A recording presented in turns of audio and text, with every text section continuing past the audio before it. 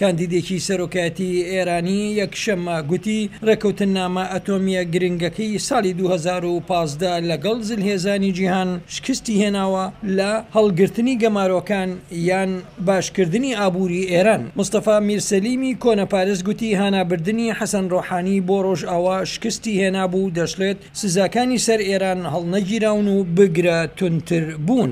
مستەفا میرسەلیم گوتی ئەگەر بە سەرۆکی ئێران هەڵبژێدرام ئەوە پابەندی سەودا ئەتۆمەکە دەبم. گوتیشی بەڵام بەڕێوەبەراتی دۆناڵد ترەمپی سەرۆکی ئەمریکا ڕێکەوتنەکەی لە ئێستادا پشتگوێ خستووە. جگەلەوە زیاتر نەچووە قوڵایی بابەتەکە. ڕۆژنامەنووسان لێیان پرسی ئەگەر ببێتە سەرۆکی داهاتووی ئێران ئایا پەیوەندەکانی حکوومەتەکەی لەگەڵ کۆریای باکوور چۆن دەبێت؟ مستەفا سەلیم کاندیدی پارتی هاوبەندی ئیسلامیە، ئەوە یەکێکە لە کۆنترین پارتە سیاسیەکانی کۆماری ئیسلامی.